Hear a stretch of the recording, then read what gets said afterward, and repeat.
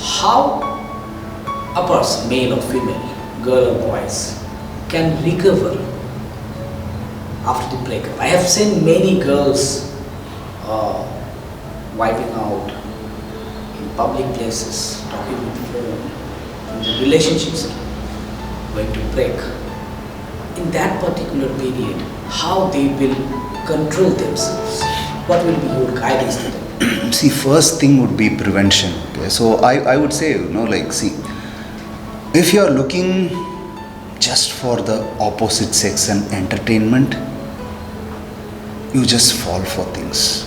But if you find a person who is going to stand with a stick and say, better chase your dreams, buddy, that's a life partner who's going to stick with you, okay? See, I too had a love marriage.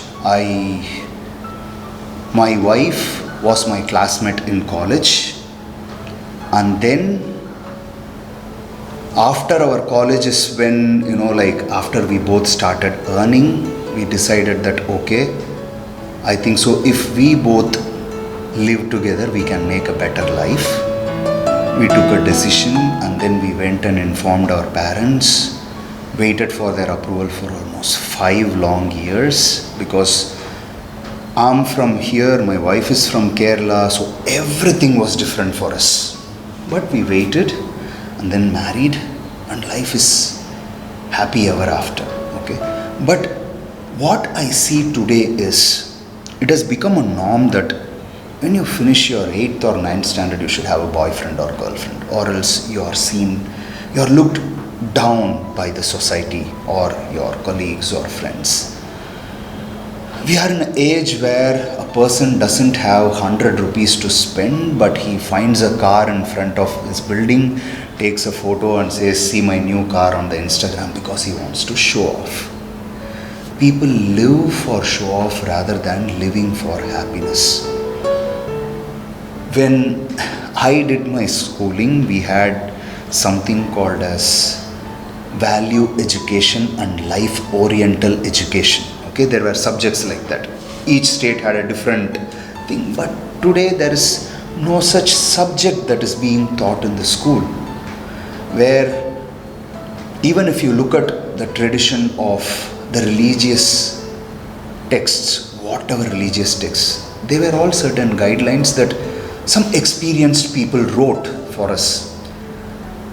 The education of that is also missing. Okay, we see religion as a myth today, but right now I'm doing a work where I have figured out the definition of metabolism given on Valmiki's Ramayana, given by a saint, which should roughly date 4,000, 5,000 years ago, before the so-called modern science and hormone knowledge that we have. So there are a lot of knowledge that is hidden. So the first and foremost thing that I would say is, we have to make our education system a little holistic. That would be number one. The second thing is, I see a lot of parents being extremely strict. When your dad or mom is not your best friend, you don't share your emotions openly with them first. When I thought that I need to marry Sandhya, my wife now, the first person that I spoke was my dad. Dad, I think so, I feel this for her. He said, take your time, decide, and whatever it is, we will see. So that kind of freedom and friendship, if a father and mother gives to their child, first, they are not going to tell a lie to their parents. Even if they get into a relationship, they are going to be open, where the parents can keep a check and save their children if it is a toxic relationship. So the first and foremost thing is, the parents have to become friends with their children rather than taskmasters, or saying that you have to be university first. See, not everybody is born to study.